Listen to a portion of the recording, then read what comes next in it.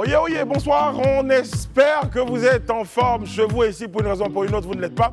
Eh bien, nous, notre mission, c'est de vous apporter cette énergie, cette belle énergie-là. Bienvenue à ceux qui nous rejoignent. Bienvenue dans le Grand Talk. Et ce soir, autour de cette table, je suis en compagnie de monsieur Élisée Boloubé. Bonsoir Élisée. Comment ça va? Bonsoir Brice, je vais très bien. Ça va très très bien, moi aussi. Oui, je vais bien. Ça va. Et vous-même? Je vais très très bien, Fatigué, mais je vais bien. Ok. Je vais bien. Les raisons de la fatigue, on en parlera plus tard. On en parlera plus tard. Oh oui, vous savez, l'Afrique a un problème. Bonsoir Daouda, comment allez-vous? Bonsoir Brice, ça va très bien et chez toi? Ça va? Ne me demande pas si je suis fatigué. Oui, je suis fatigué. Très bien Daouda, vous êtes un travailleur infatigable. Oui, et qui a la conscience professionnelle. Voilà. Je pense qu'André peut le témoigner. Lors d'une cérémonie, je dirais, vous avez été un grand commis de l'État. Je ne suis pas comme certains. Très très bien. Peut-être qu'il faut qu'on redéfinisse la conscience. Bonsoir André. Ouais, Bonsoir Brice, bonsoir à tous. Vous allez bien André? Ouais, ça va. Très bien, très bien. Bonsoir Kevin. Bonsoir. Vous allez bien Kevin? Ça va et vous? Ça va très très bien. Bonsoir Isabelle. Salut Brice, salut à tous, bonsoir chez vous. Très très bien. Isabelle, vous avez un secret pour nous à dévoiler? Un secret? Oui. Oui. Sur Kevin Aubin. Ah bah, comme d'habitude, il me balance à chaque fois Et que c'est pas- je y a suis pas sur que le vous. plateau. Non, il n'y a pas que toi. Hein. Donc aujourd'hui, Ah. je vais poser quelques questions. Donc en fait, il a mangé 2 shawarma.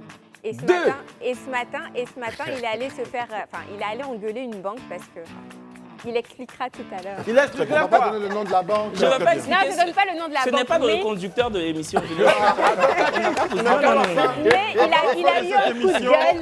Ça a failli se terminer en bagarre. Vous saurez si Kevin Aubin a vraiment mangé 2 shawarma et surtout, est-ce qu'il a engueulé une banque?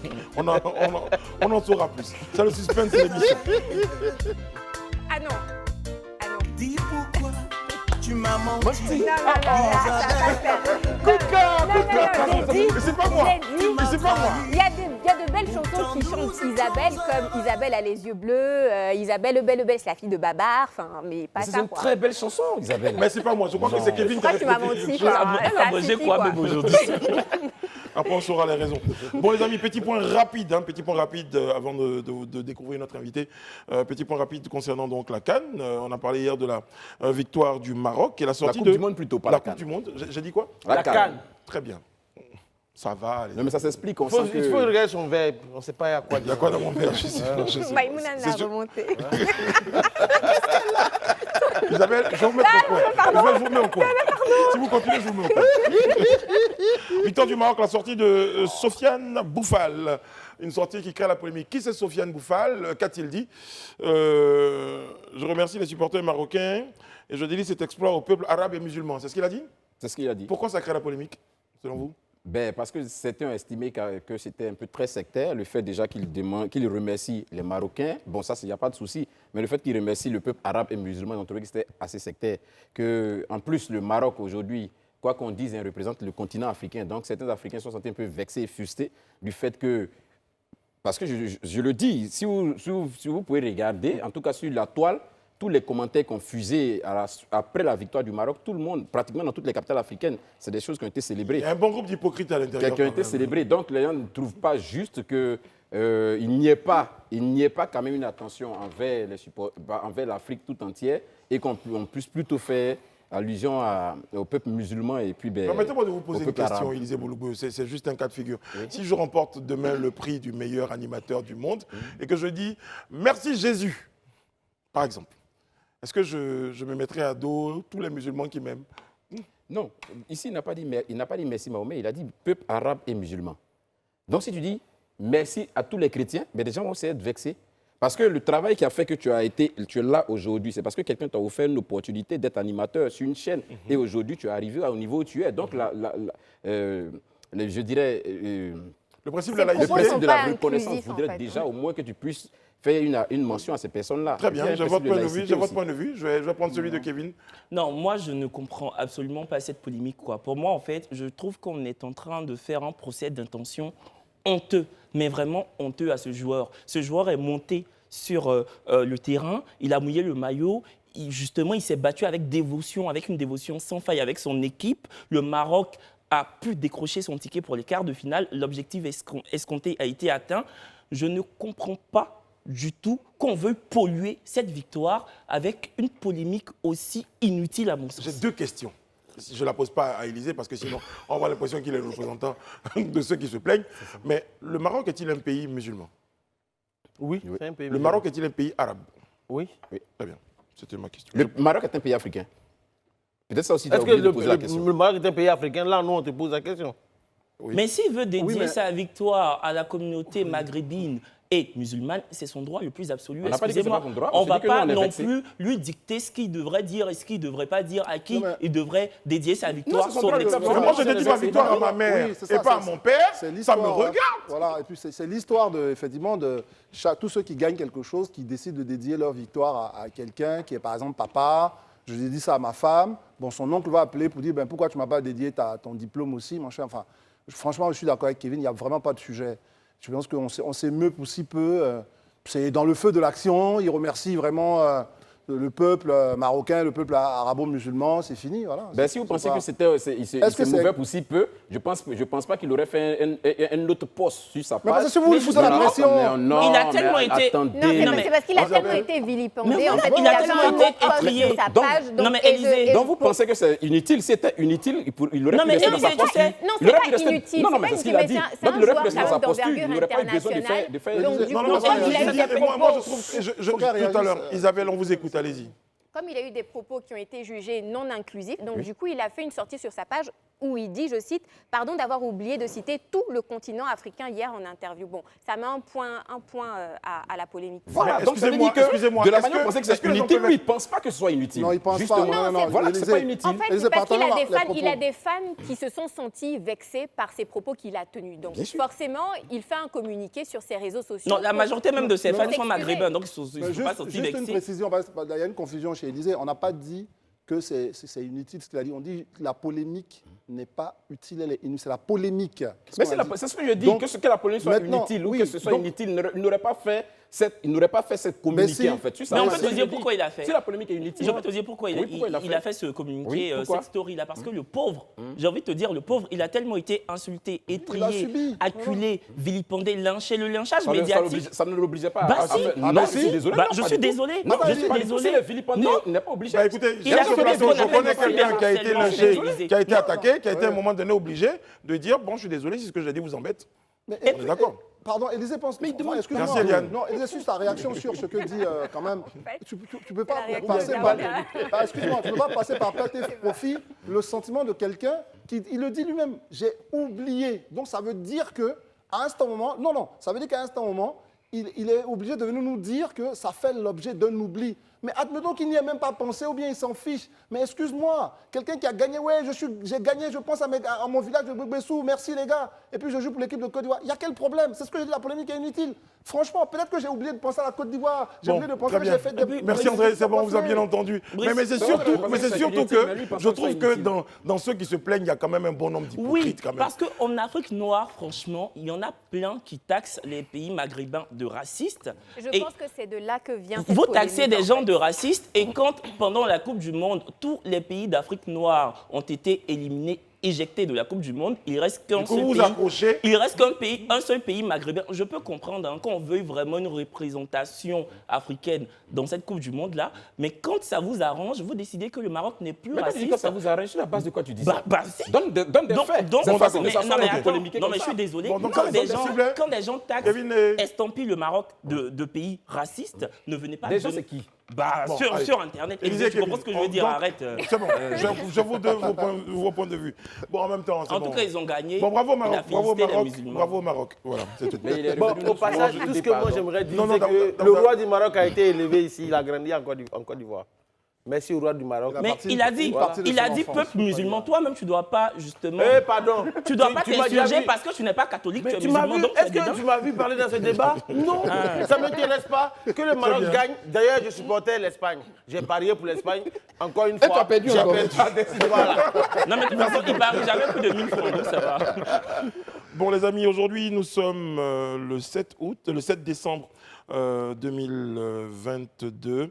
Eh bien, ça fait aujourd'hui 29 ans que le père de la nation, le bâtisseur Félix Houphouët-Boigny, nous a quittés. Et aujourd'hui, ce jour-là, nous tenions sur ce plateau à le marquer d'une pierre blanche. À cet effet, André, nous avons sur le plateau l'honneur de recevoir professeur Justin Kofi, secrétaire national chargé de la formation RHTP. Bonsoir, professeur. Bonsoir. C'est un honneur de vous recevoir sur ce plateau. C'est moi une qui suis vraie honoré. bibliothèque pour ceux qui vous connaissent. Merci. C'est moi qui suis honoré par votre télévision.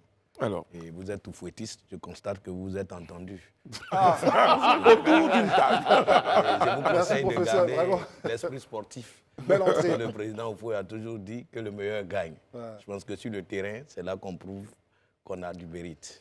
Avec vous, professeur, on a évoqué l'héritage politique du président Houphouët-Boigny. Mais avant, André, est-ce que... Je fais un petit tour rapide sur le plateau. Je vais choisir deux. Daouda, vous avez une anecdote particulière, un souvenir fort du président Houphouët-Boigny? Le souvenir fort, parce que je pense que j'étais très jeune, je n'ai pas eu le temps de vraiment pour ça que connaître Houphouët-Boigny. Mais je me rappelle d'un seul mot, la paix n'est pas un vain mot, c'est un comportement. Très bien. Voilà, c'est de ça que je me rappelle. Non, mais si c'est ça, moi je n'étais pas né, mais j'aurais pu. Parce que ça va nous tous opposer. Il a fait tout ce dessin-là pour nous dire Si la que paix n'est pas un vrai mot, Non, c'est mais- tout le monde connaît ça. au-delà, moi, j'étais tout jeune, je l'ai vu arriver Il dans a notre raison, quartier. ça l'a marqué. Non, mais c'est Il n'avait pas eu besoin de nous dire qu'il a été tout jeune, il n'a pas connu. Au-delà de ça, je me rappelle qu'une fois à Boaké, Ah. il est venu. Ben voilà. Franchement, on nous a fait sortir de l'école pour applaudir. Voilà. Vous avez donné du pain sardine, non? Non, autant nous faut, il n'y avait pas peur, ça dit. Très bien. Isabelle? Une anecdote avec Oufoué. Oui. J'en ai pas Un souvenir, particulièrement, mais un souvenir. Alors là, ça remonte à.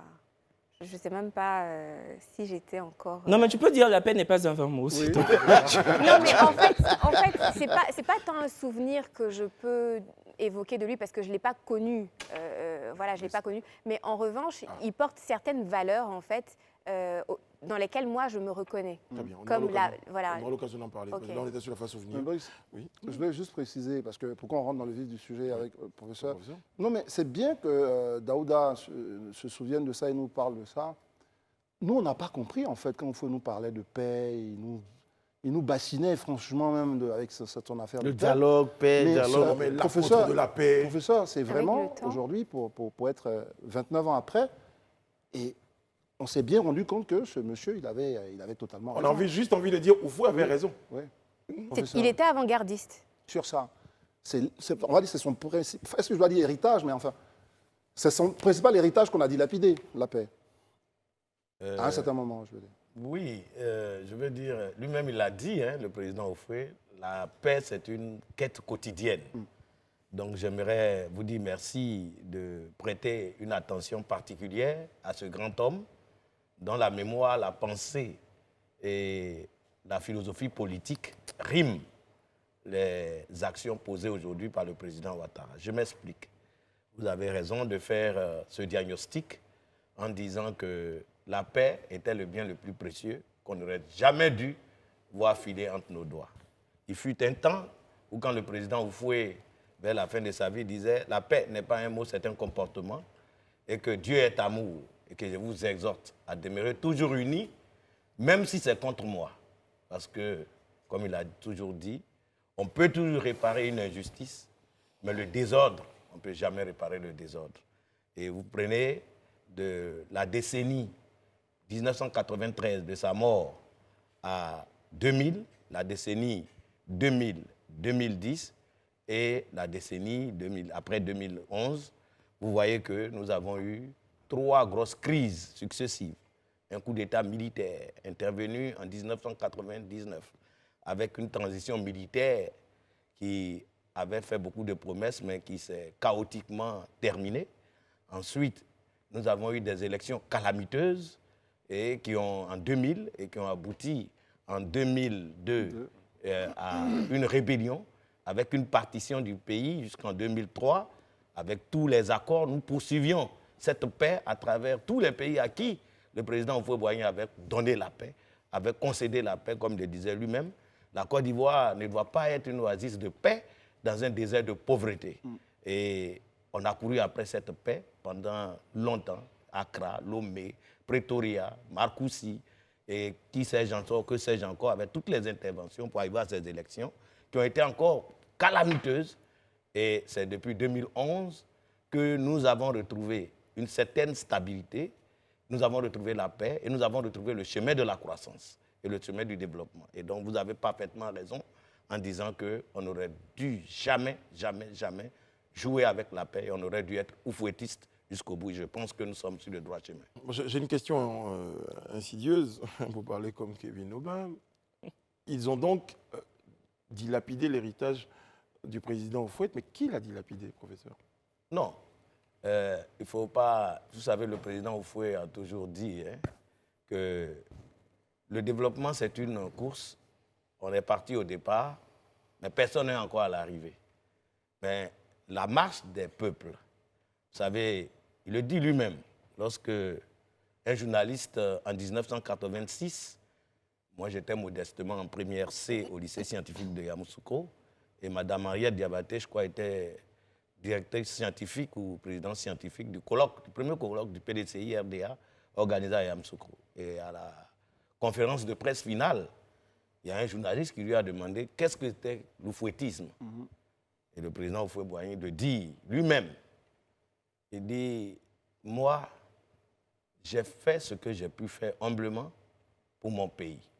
J'ai essayé de rassembler d'abord les 60 tribus, de les engager ensemble à la tolérance, à l'excellence, à l'égalité des chances, à l'éducation, à la recherche obstinée de la paix par le dialogue, et de dire que tout ce problème devait trouver une solution par l'usage exclusif du dialogue, à l'exception de tout recours à la force.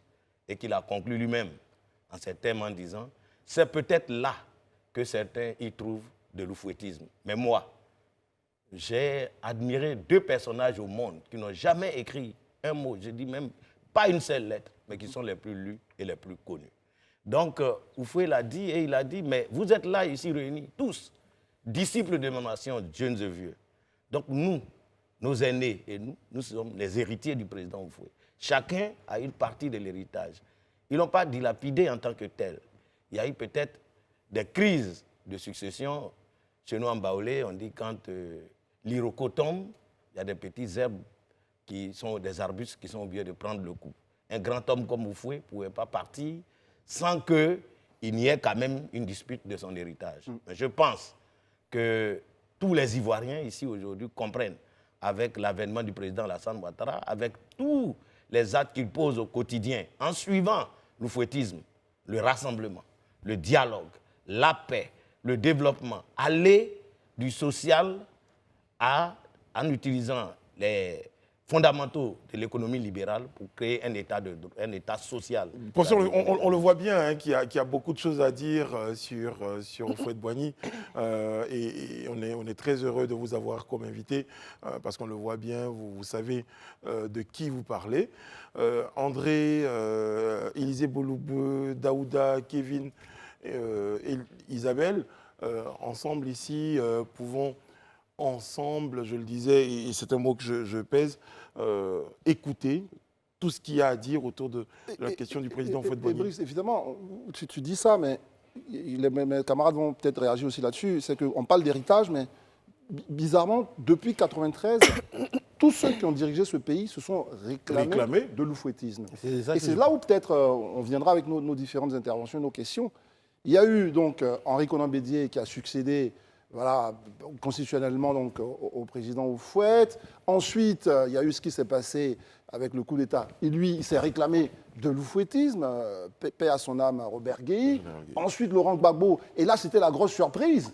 Il s'est dit, mais Houphouët a laissé un héritage formidable, il faut que je m'y adjoigne. Donc, il a fait. Et puis, bon, Alassane Ouattara qui veut lui aussi réécrire carrément, on va dire, l'esprit houphouëtien, si vous voulez, avec le PDCI et lui, son obédience qui se mettrait dans un nouveau parti. Mais tout n'a pas fonctionné. Donc, c'est ce que je voulais quand même remettre ça un peu avant qu'on puisse... On se souvient bien du président Laurent Gbagbo qui a affirmé à un moment... Être oufouettiste. Oui, avoir été reçu par le président qui lui a dit, hélas, tu me ressembles. Tu me ressembles. Bon. Vous en souvenez, Voilà, Elisabeth? ok. Moi, je voudrais rebondir sur tout ce que le professeur a dit, qui vraiment, en tout cas pour l'histoire, est édifiant. Mais ce que je veux comprendre, aujourd'hui, nous avons 77% de notre population qui a moins de 35 ans. Donc, la majorité n'a pas connu Houphouët-Boigny, qui malheureusement a pour exemple ceux qui ont suivi Houphouët-Boigny, mais qui se sont entre-déchirés. Comment on fait comprendre à ces jeunes-là les valeurs qu'a incarné Houphouët-Boigny quand soi-même, ceux qui étaient censés être les porte-flambeaux de ces valeurs-là se sont entre-déchirés? Comment vous recousez ce tissu-là? Merci. Aujourd'hui, si vous étiez avec nous, bon, d'abord, on a commencé à la cathédrale pour que le sage puisse reposer en paix. Mais ensuite, nous avons eu le panel de haut niveau. Je pense que si vous étiez dans la salle, vous auriez été édifiés, puisqu'on avait des étudiants qui passaient leur temps à applaudir, tels que tous les panélistes se sont sentis d'aplomb pour faire au moins 5 heures de panel sans manger. Alors, ce que vous dites, les générations qui sont là, c'est l'oufouettisme. C'est ce que j'ai expliqué tantôt. Le président Houphouët, c'est une philosophie politique qui est basée sur la pleine réussite sociale de l'homme, l'épanouissement.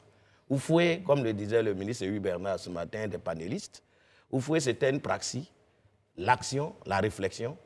Et Houphouët n'attendait pas d'avoir toute une encyclopédie de théories avant d'aller. Quand il jugeait que quelque chose était bon pour son peuple, il tranchait tout de suite et il le mettait à la disposition de son peuple. Vous voyez les grandes écoles, vous voyez tout ce qui est Yamoussoukro, vous avez la fibre optique. C'est depuis Houphouët-Boigny que la fibre optique a été introduite en Côte d'Ivoire. Il savait déjà que plus tard, ça allait être la révolution informatique. Donc, en ce qui concerne la jeunesse, ce que j'aimerais vous dire, c'est que Houphouët-Boigny a un héritage. Il y a eu des soubresauts, mais aujourd'hui, vous savez, la Côte d'Ivoire du président Alassane Ouattara, le programme aujourd'hui, c'est le programme de la Côte d'Ivoire solidaire, avec ce que le gouvernement déploie comme la vision 2030. Vous regardez l'école La Nouvelle Chance, pour tous ceux qui ont été mal orientés, qui sont de tous âges, qui sont choses. Donc on a environ 7 millions de personnes. On sait très bien que la frange la plus sensible de notre population. Donc aujourd'hui, le travail du gouvernement, c'est justement de créer l'emploi des jeunes, d'assurer l'autonomisation des femmes. Et comme Houphouët-Boigny lui-même, quand vous prenez le président Houphouët-Boigny, dans la philosophie politique d'Houphouët, comme je le disais tantôt dans la leçon inaugurale aujourd'hui, parler d'oufouettisme et de ouattarisme, ce sont des néologismes. Mais quand on prend la philosophie politique du président Houphouët-Boigny et l'action du président Ouattara, vous voyez que les deux agissent de la même façon.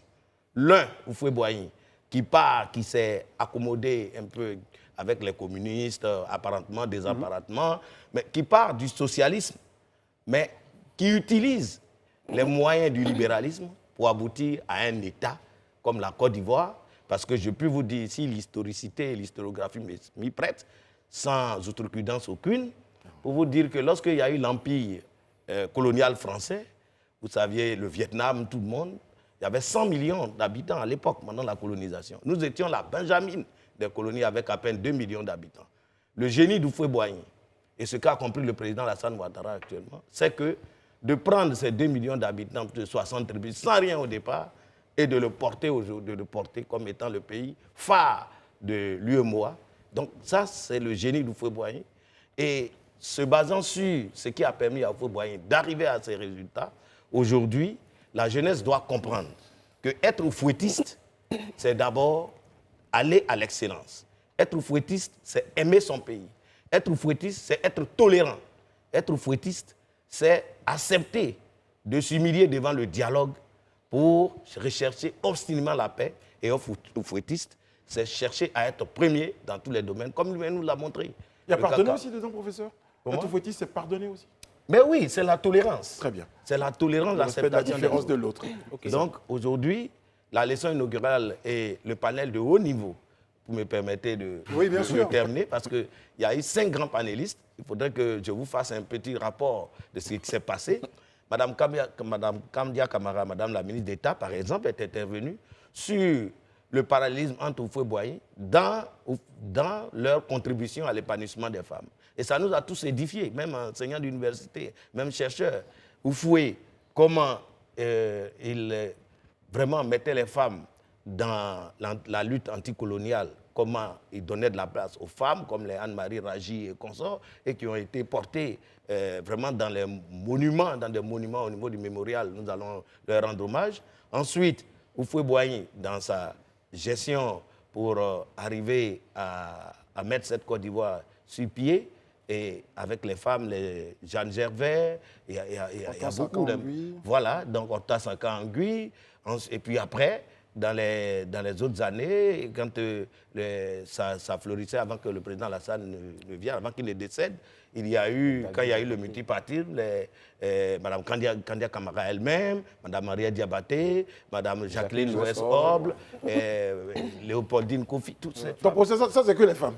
Ça, c'est les femmes. Donc je veux dire, et le président Ouattara, vous avez vu, donc il suit exactement le même exemple. Et vous voyez aujourd'hui, il a été le premier à mettre des femmes dans des fonctions régaliennes telles que la fonction publique, ministre des Finances, ministre du Plan, ministre des Affaires étrangères. C'est un vrai Iforchi. Il a été le premier à nommer une femme présidente d'institution, Mme Henriette Dagri-Diabaté. Aujourd'hui, on en a deux. Mme Camara, présidente de la Cour de cassation. Et puis 11 femmes aujourd'hui au gouvernement qui occupent des postes phares.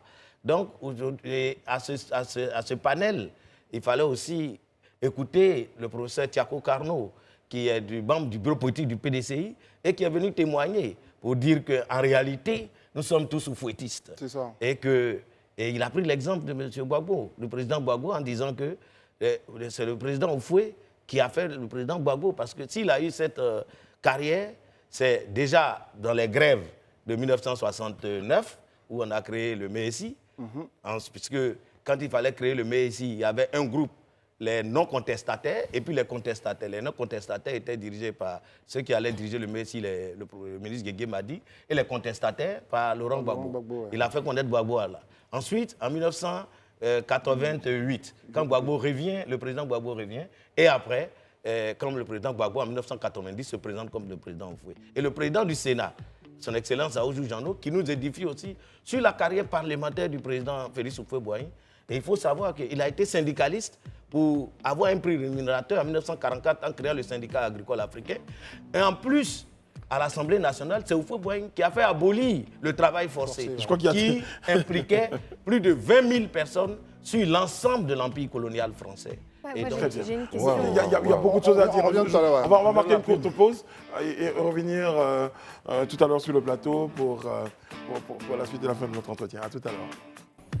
Nous sommes de retour sur le plateau du Grand Talk en compagnie d'Élisée Bologbeu, de Sa Majesté Daouda, d'André Bois, de Kevin Aubin et de... Kevin Aubin boit depuis pour qu'on le voit boire. Voilà. Non, c'est du champagne qui était bien femme. C'est du champagne qui boit. Bien sûr. Alors, je lis un commentaire de Diakis Dia qui nous dit sur nos pages des réseaux sociaux. Qu'est-ce qu'il nous dit Diakis Dia? C'est vraiment intéressant. Merci à papa Félix Houphouët-Boigny. Je crois qu'il y a des personnes encore qui... Daouda, vous avez une question? Non, en fait, ma question au professeur Ngouran Kofi, c'est de savoir, est-ce que quelque part, Houphouët-Boigny, malgré tout ce qu'il a fait, c'est qu'il n'a pas échoué sa succession, en fait. Parce qu'à son décès en 1993, on voit qu'il y a un conflit des héritiers à prendre le pouvoir. Et on voit qu'il y a une cassure au niveau de son parti. Est-ce que le père fondateur n'a pas échoué sa succession, quelque part? Parce que c'est tout ça qui nous a envoyé toute cette crise qu'on a vécue jusqu'à aujourd'hui. Selon moi, en fait. Merci. Comme le président Oufoué lui-même aimait à le dire, vous savez, je l'ai dit tantôt, la nation, elle se construit chaque jour. Aujourd'hui, vous voyez là où la Côte d'Ivoire se trouve. La terre promise se trouve de l'autre côté du désert, il le disait lui-même. Peut-être que nous étions tellement habitués à être dans ce paradis oufouettiste que, comme un enfant qui reçoit tous les cadeaux du Père Noël chaque Noël, ne sait pas que peut-être d'autres enfants n'ont pas droit à ce genre de plaisir, de bonheur. Et donc, je pense qu'on s'est tous amusés un peu. Mais aujourd'hui, on a rattrapé le tir. Très bien. Quand vous regardez la Côte d'Ivoire dans sa croissance économique, le PIB a doublé, les grands travaux qui sont là, vous voyez, l'image, c'est ce que vous voulez pour la Côte d'Ivoire. Il a dit, moi, je n'ai fait que dessiner les sillons. Ceux qui viendront après moi vont l'élargir. Et le président Ouattara est en train de rattraper tout le temps perdu. Moi j'aimerais savoir, 29 ans après le décès de Félix Houphouët-Boigny, le RHDP a été le seul parti aujourd'hui à commémorer en fait son décès? Et pourquoi est-ce que ça n'a pas été institutionnalisé même au niveau étatique? Est-ce que vous pouvez nous expliquer un peu? Est-ce que vous avez des prémices de réponse à cela? Comme on le dit, on dit ce que femme veut, Dieu veut. Vous venez de dire qu'il faudrait que le jour de la mort du président Houphouët-Boigny soit institutionnalisé. Oui, mais parce que tout le monde se revendique Je pense être oufouettiste. oui, nous sommes tous des oufouettistes. Je pense que vous l'avez souhaité. Et je pense que des voix beaucoup plus autorisées l'ont entendu. Je m'attendais, vous l'avez souhaité, je vous ai compris. En ce qui nous concerne, au niveau du secrétariat chargé de la formation de l'Institut politique, sous la direction du secrétaire exécutif actuel, le ministre Cissé Ibrahima Bakongo, nous avons produit les thèmes de référence. Et je peux vous dire que pour les 30 ans de commémoration de l'oufouettisme, parce que ce sera instauré, ça sera la journée de l'oufouettisme, on l'a dit aujourd'hui, on l'a déterminé. Ce n'est pas un néologisme creux, ce n'est pas une doctrine figée, c'est un état d'être. Donc les 30 ans seront œcuméniques, les 30 ans seront pour toute la nation. Est-ce que ça va être décrété jour férié? Ben, je ne suis pas en charge. Non, mais vu que vous discutez avec... Non, mais attendez-moi, j'ai une question en complément. Je vous dis que les 30 ans, nous avons reçu des instructions fermes et je pense que vous aurez de très bonnes nouvelles, mais ça sera œcuménique. C'est toute la Côte d'Ivoire. Ça sera la fête du partage, un peu comme le Thanksgiving aux États-Unis. Pour fêter, il faudrait qu'on soit à la maison. Proposer. Tiens, son férié. On va poursuivre. On a d'autres questions. On a d'autres questions rapidement. C'est vrai que tout le monde se revendique oufouettiste. Moi, j'aimerais savoir, le président Félix Houphouët-Boigny est quand même resté 33 ans au pouvoir jusqu'à ses 88 ans. Est-ce que vous pensez que réellement, il a été un modèle de démocratie? Oui, mais écoutez, la démocratie, vous savez, ça dépend de quel côté on voit. On voit avec les exemples qui foisonnent dans le monde. Vous avez vu de quel côté celui-là prend la liberté, de quel côté. Vous savez, moi je pense que si la Côte d'Ivoire n'a pas eu cette stabilité politique, tout intellectualiste but, on n'aurait pas pu avoir ce niveau de développement. Moi je pense. Donc, les 33 ans du président Houphouët au pouvoir, vous savez que c'est à l'appel au stade Géo-André, actuellement stade Houphouët-Boigny en 1958, que le PDCI n'est pas un parti unique, c'est un parti unifié. C'est ça, unifié. Ouais. Le multipartisme existait dans la constitution ivoirienne en 1990, quand le président, il y a eu le bureau politique du PDCI qu'on a demandé, le bureau politique a simplement demandé au président Houphouët que le consensus étant rompu, que les autres puissent créer. On n'a pas été obligé d'aller modifier la constitution pour instaurer le multipartisme. C'est bon à savoir, professeur. Donc, le Houphouët-Boigny, c'est un grand démocrate. Et je pense, il faut savoir que dans l'histoire, son passage, Houphouët est parti en France après 40 ans. Et son passage à l'Assemblée nationale lui a permis de comprendre la politique. Et c'est ce qui nous a permis d'avoir ce socle. Et aujourd'hui, il a fait 13 ans, il faut le rappeler, il a fait 13 ans au Parlement français. Tout à fait. Et justement, il faut qu'on vous relance dessus, professeur. Ce matin, j'ai lu un document d'une jeune Ivoirienne, Tal Madina, elle est dans le mouvement associatif, et elle écrit à Houphouët et elle pose une question.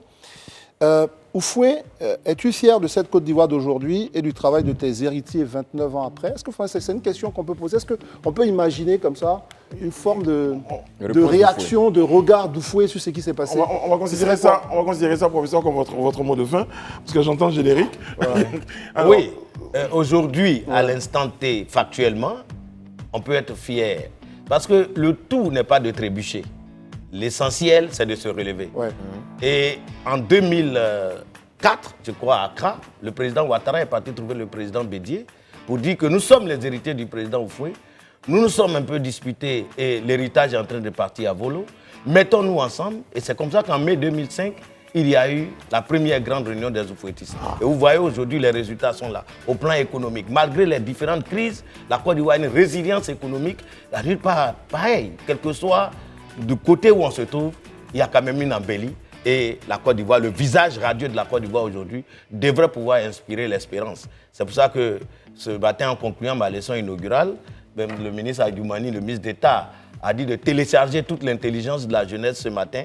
Je dis que demander au président Ouattara de continuer impérativement à travailler pour la Côte d'Ivoire 2030 sur les 8 ans à venir, de façon à ce que nous tous, nous puissions trouver l'embellie qu'il faut, toujours dans le dialogue, le rassemblement et la concorde qui font la Côte d'Ivoire et qui font l'Oufouët. Ah, mais c'est à Houphouët qu'elle posait la question? Mais c'est Oui, un mais héritier. je le lui ai reposé. Mais c'est un pour dire- héritier du fond Ah qui oui, répond. oui. Non, mais c'était pour dire ça allait être compliqué pour qu'il réponde comme ça. Je vais faire de l'esprit. Il est fait de l'esprit. Oui, mais il a raison. Professeur Justin Kofi, Les merci morts beaucoup. ne sont pas morts. Non, c'est clair. Merci beaucoup. Je rappelle que vous êtes secrétaire national chargé de la formation et c'est important de le signaler au RHDP. 29 ans après son décès, quel héritage politique de Houphouët-Boigny? Vous étiez sur notre plateau pour nous en parler. Je vais faire mon Kevin Aubin, je vais trahir un secret. Vous devez être à l'aéroport et vous avez tenu à quand même participer à cette émission. Mais au nom de toute l'équipe de production, on vous dit merci. Merci beaucoup, professeur. Merci. On vous laisse. Il ne faut pas que vous ratiez votre vol, professeur. Au nom du RHDP, on dit merci. Merci Et au beaucoup. nom de l'embellie et de l'avenir de la Côte d'Ivoire. Merci, Dans professeur. l'espérance. Merci, professeur. Bravo. Merci, bravo.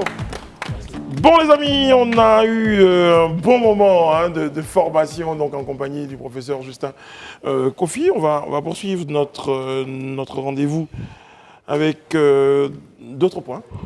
Élisée Bolougbe, j'évoquais avec vous il y a quelques minutes quand on préparait cette émission la question de l'incivisme routier avec une bonne nouvelle, la baisse des infractions enregistrées pour le mois de novembre 2022.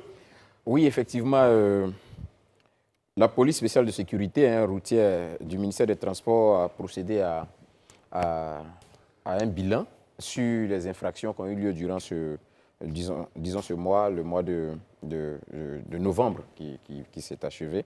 Et ce qu'on retient, c'est qu'effectivement, au niveau des infractions, il y a une baisse. Par exemple,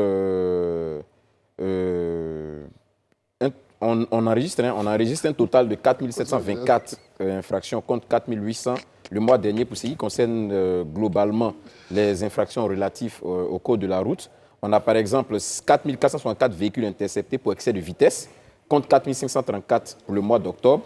On a 30 qui ont été interceptés pour défaut de visite technique contre 5 pour absence de certificat d'assurance, 2 pour 4 grises et 1 pour défaut de carte de transport.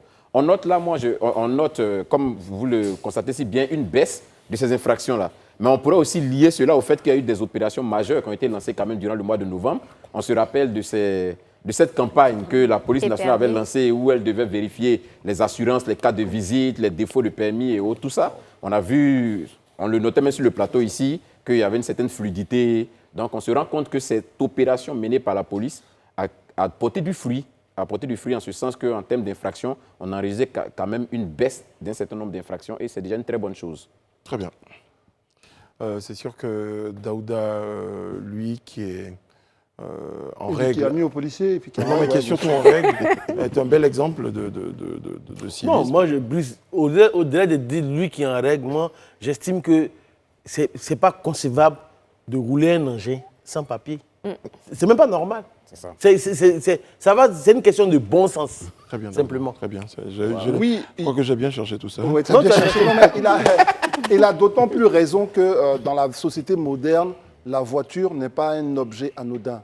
La voiture, c'est quelque chose qui rentre vraiment en ligne de compte dans tellement de conditions de vie d'aujourd'hui qu'on ne peut pas, on ne devrait pas, nous, en tant que responsables, quand je parle de responsables, je parle de ceux qui sont censés nous rappeler à l'ordre, fléchir face aux actes inciviques. Donc là, ce qui est très très bien à souligner, c'est que et la police spéciale, il a dit Élisée, et nous on l'a rappelé ici, la police classique, parce qu'il y a la police spéciale, il y a la police classique du ministère des Transports, et puis il y a la police nationale elle-même. Je pense que c'est tous ces effets combinés-là qui font que déjà on a un mois de Mais il n'y a pas novembre. que les effets combinés Il faut que ça- de coercition, il y a les effets combinés aussi de la sensibilisation. Parce Oui, que bien sûr, C'est de ça qu'il parle, quand il dit tous ces effets Oui, qu'on donc, a. c'est pas la cité les polices et les polices. Non, mais- Je dis au-delà des polices, il y a aussi la sensibilisation. Mais il y a tout ça, police, sensibilisation, mais il y a aussi la vidéo-verbalisation Ouais. qui fait que les gens aujourd'hui font attention.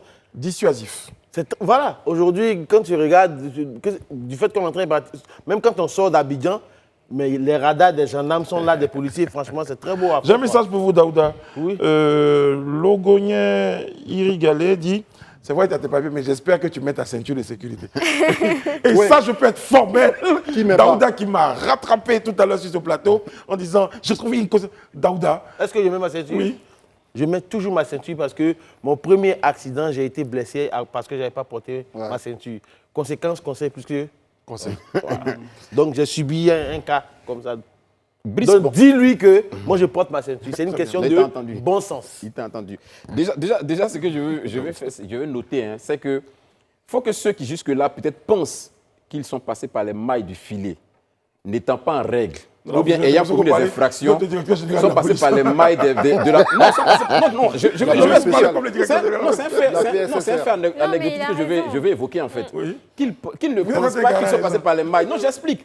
Parce que j'ai été témoin d'un fait. Sur l'autoroute du Nord, la police, La PSSR. la PSR, la police de la sécurité routière, a mis un dispositif où il arrêtait des véhicules. Et je vous assure, grande a été la surprise de constater, par exemple, qu'il arrête un véhicule, il te sort des archivages de toutes vos infractions. Il y a des gens qui ont été sommés de payer près de 40 000. Les infractions s'élevaient à près de 40 et quelques mille. On leur a dit, voici, et on leur a rappelé les dates et les infractions. Donc, il ne faut pas que les gens se disent aujourd'hui qu'ils font des excès, on ne les a pas interpellés. Un jour, ils vont payer. C'est pourquoi, dès maintenant, il est bien de pouvoir se mettre dans les règles. Un jour, ils vont payer, moi, j'ai un souci avec ça. à part leur Excusez-moi, demander Élisée, de... Mais Olivier nous ouvre un débat. Un débat, moi je pense Non. que... Non, j'ouvre pas de débat. En Non, fait, mais on ne moi- va pas en prison pour impayer. Donc, même s'ils doivent, en fait, il n'y a rien qui va les contraindre à pouvoir payer, en fait, la somme. Si, il y a quelque chose qui va te contraindre. Qu'est-ce qui va Oui, vous c'est-à-dire Parce que Qu'est-ce qui va lorsque, contraindre Vous allez lorsque, faire la visite. lorsque on vous tu aime. iras à la visite technique, n'auras pas ta tu n'auras visite. pas ta visite. Oui. Et tu vas payer. Et tu ne peux pas rouler la voiture sans la visite. Non, non, mais ce que vous même, disiez même tout à le l'heure... débat que vous ouvrez là, ça ouvre un débat de droit. Parce que je ne pense pas que la sanction, par exemple, qui est une amende devrait interdire, par exemple, empêcher quelqu'un de pouvoir mettre en règle sa voiture. Ça, je dis que si des associations de consommateurs allaient se plaindre et qu'on allait en justice, je pense que l'État aurait tort. Parce qu'il y a l'amende, il y a les conditions pour payer l'amende, et puis il y a le fait que la voiture, elle reste encore à avoir le droit d'avoir des documents administratifs pour exister. Enfin, Non, mais je pense puisque que... la faute est sur le, comment vous appelez là, le conducteur. Donc, Non, attention. l'idée, c'est que... On peut dire qu'aujourd'hui, je dis, il pour faut prendre qu'on l'exemple évolue. d'Élysée, ça veut dire que moi, si j'avais été sur l'autoroute aujourd'hui, on m'aurait arrêté, par exemple, on m'aurait sorti toutes mes infractions C'est ça. d'il y a 4 des mois, années, ouais. ou il y a peut-être 2 ans, par exemple. mais Brice, Et qu'est-ce qui allait se non, passer? non, mais- On allait me demander de régler ça à la base, sur l'autoroute du Nord. Je n'ai pas les sous, je fais comment? Non, mais Brice, Mais tu sais que même dans les États développés, Ce que je veux dire- Attends, il prend un bon exemple, là. comme les États-Unis, Oui. là-bas, tes infractions, tu les payes. Non, mais moi, j'ai aux un problème. États-Unis, Mais tu on vas peut en me prison dire- pour impayé. Oui. Tu vas en Là-bas, prison tu vas pour en prison. impayé. Mais ici, on t'oblige à Mais ici, payer. c'est pas- Non, non, mais c'est pas même pas le ça. Dans le débat va dans tous les sens. c'est ça. Premier point, Oui. lorsque aujourd'hui, vous partez, on vous arrête pour une infraction. c'est ça. Est-ce qu'on vous rappelle les infractions pour lesquelles on ne vous a pas déjà arrêté? Pour dire qu'on vous arrête aujourd'hui Non, parce pas que qu'on ne vous a pas arrêté. Les infractions pour les... pour les, Je qu'on prends vous a l'exemple. Si je peux notifié, te préciser qu'on ta vous a pensée. notifié précédemment. Si je veux préciser sa pensée, Oui. quand la vidéo verbalisation te flash, on t'envoie un SMS, voilà. Très bien. une notification pour Mais dire, voilà. monsieur, vous avez été flashé à telle hauteur, à tel kilométrage, tout et tout. Vous devez payer 2 000 ou bien vous devez payer 10 000 pour non-port de ceinture, pour ceci, ou téléphone au volant. On t'a envoyé la notification. Très bien. Tu n'as pas payé. Oui. Donc, le jour, la police spéciale dont il parle justement, souvent ils sont sur la voie de Bassam et Assini, ça. quand on te C'est prend, tu payes. Très Ou bien bien. ta voiture Mais va là, fourrière. Daouda, tu as parlé. Maintenant, moi, la question que je pose, c'est ça, elle est essentielle. On doit tous évoluer. Vous avez dit, la première des choses, c'est de notifier un numéro, n'est-ce pas? Pour payer. Bien sûr. Pour qu'on puisse vous contacter. Je pense que le rôle de l'administration aussi, quand on met en place un ensemble de systèmes, c'est de faire en sorte que toutes les choses soient convenablement renseignées. Pas parce que c'est la faute de l'administration, mais parce que l'administration doit attirer l'attention de l'usager que voici les procédures. Parce qu'on paye aujourd'hui une voiture, on ne laisse pas de téléphone, on ne laisse pas de machin. C'est tout ça qu'il faut régler. Je pense que si tout ça est réglé, nul ne peut ignorer la loi. Non, mais C'est ça, parce que quand André, quelqu'un je vais te débarque, mettre à même l'aise. dans la André, semaine, non, je je te te mets à dis, l'aise. Moi, je peux vous André, dire je que te moi, mets j'ai à été l'aise. verbalisé. Oui. J'ai été verbalisé Oui. il y a quelques mois. Oui. J'ai reçu la notification sur mon téléphone. Très bien. On m'a envoyé le même. Puis j'ai fait le dur. Je me suis dit, c'est pas vrai. Et on allait jusqu'à m'envoyer la photo de ma plaque et de ma voiture qui Là, allait. on te voit, tu vois dedans même. C'était pas moi, forcément. Oui, oui. Bon, oui. donc, à partir de cet instant, je me rends là où il faut payer pour payer, par exemple. On est d'accord? Oui, oui. Donc, s'il y a une autre infraction et que je n'ai pas payé la précédente, les deux seront cumulés et je serai invité à aller payer. Mais ce n'est pas au bord de la route, là qu'on est en train de voir, là, qu'on va m'obliger à payer. Mais parce que Moi, c'est mon problème. tu sais, les amendes dont on parle justement, tu as l'impression qu'ils vont cumuler simplement.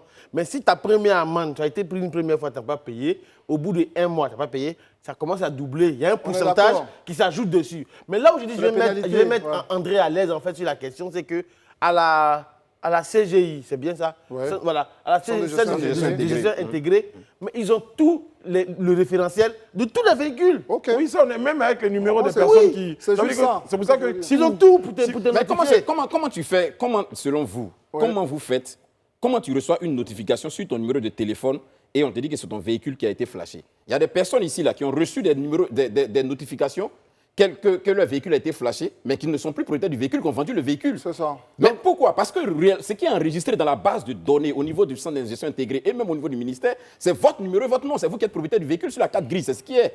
Donc, c'est... Non, mais ça, on est d'accord, sur on le est mode de d'accord. notification, nous, on est peut-être d'accord. Maintenant, ici après. maintenant, sur la question de est-ce qu'il faut payer au bord et tout ça, moi, je pense que le rôle de la police n'est pas forcément de mettre les citoyens dans une situation d'inconfort. C'est ce qu'André C'est dit. juste de vous rappeler qu'en tant que citoyen, votre devoir, c'est d'abord, dans un premier temps, de respecter le fonctionnement de la République. Maintenant que vous êtes en faute, de pouvoir réparer votre faute. Donc, dans ce cas, on dit voici les infractions qu'on vous a citées. Si vous estimez que vous n'avez pas les moyens de régler ça, mais je pense, comme je le dis, la police n'est pas dans un rôle de pouvoir vous créer des problèmes. Elle va vous dire, OK, on vous fait un papier en bonne et due forme, vous allez vous rendre maintenant pour faire. Parce que prochainement, si l'infraction vient s'accumuler, ça veut dire que vous avez une volonté manifeste de ne pas contribuer et de toujours violer la loi. Et ça, maintenant, on rentre dans un autre paramètre. N'allez pas si loin. Non, mais je pense que le système même doit aller plus loin parce qu'il y a il y a en termes de droit, il y a le permis de conduire, il y a celui qui possède le permis de conduire qui est au volant, et puis il y a la voiture. C'est ça. Je veux dire, c'est pas le même niveau d'infraction. Donc, par exemple, je veux dire, si une voiture n'a pas de carte grise, ou bien n'a pas renouvelé sa carte grise, parce que c'est toujours au nom de l'ancien, ça c'est un type d'infraction. Mais quand on est au volant et que, moi je prends la voiture de Brice, je commets une infraction, je veux dire l'infraction, c'est pas le véhicule.